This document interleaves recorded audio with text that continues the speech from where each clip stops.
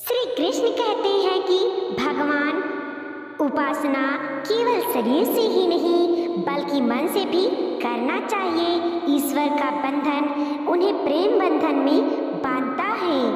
सुख एवं आनंद मनुष्य के भीतर ही निवास करते हैं, परंतु मनुष्य उसे स्त्री में, घर में और बाहरी सुख प्राप्ति के लिए ढूंढ रहा है। मनुष्य की वासना ही उनके पुनर्जन्म का कारण होती है। मनुष्य इंद्रियों के अधीन है, इसीलिए उसके जीवन में विकार और परेशानियां आती हैं। श्री कृष्ण कहते हैं, जिस प्रकार शरीर से वस्त्र मैले होने पर बदलते हैं, ठीक उसी प्रकार मन में यानी हृदय में मैल होने से उसे निकाल देना चाहिए। मनुष्य के अंदर धैर्य, सदाचार, स्नेह और सेवा जैसे गुण सत्संग के बिना नहीं आते हैं। जवानी में जिसने ज़्यादा पाप किए हैं उसे बुढ़ापे में नींद नहीं आती, उसे वहाँ पश्चाताप में बिताते हैं।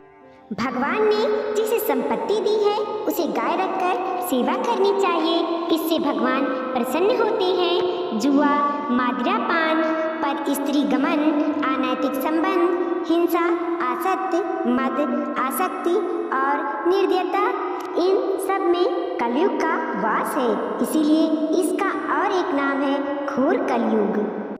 अधिकारी शिष्य को यानी जो ज्ञान प्राप्त करने में परिश्रम करते हैं उसे सद्गुरु, अच्छा गुरु अवश्य मिलता है।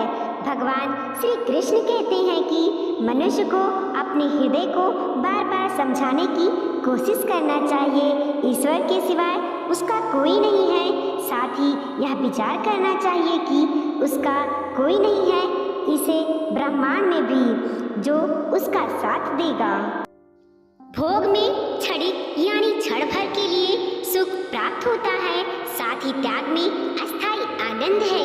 श्री कृष्ण कहते हैं कि सत्संग ईश्वर की कृपा से मिलता है, परंतु कुसंगत में पड़ना मनुष्य के अपने ही विचारों के कारण होता है। लोभ और मोह माया, किसी से अधिक लगाव पाप के लिए माता पिता कहे जाते हैं, साथ ही लोभ पाप का पाप ही है। श्री कृष्ण कहते हैं कि स्त्री का धर्म है कि रोज तुलसी और पार्वती का पूजन करे, इससे उनकी सुख समृद्धि हमेशा बने रहते हैं। मनुष्य को अपने मन और बुद्धि पर हमेशा विश्वास नहीं करना चाहिए, क्योंकि ये बार बार मनुष्य को दगा देते हैं। खुद को निर्दोष मानना बहुत बड़ा गुनाह साबित होता है। पति पत्नी पवित्र रिश्ते बनाए रखने से भगवान पुत्र के रूप में उनके घर आने की इच्छा रखते हैं। भगवान इन सभी कसौटियों पर कसकर जांच परख कर ही मनुष्य को अपनाते हैं, इसीलिए मन में गलत विचार नहीं रखना चाहिए। सदैव आप किसी के साथ प्रेम भाव से ही रहना चाहिए।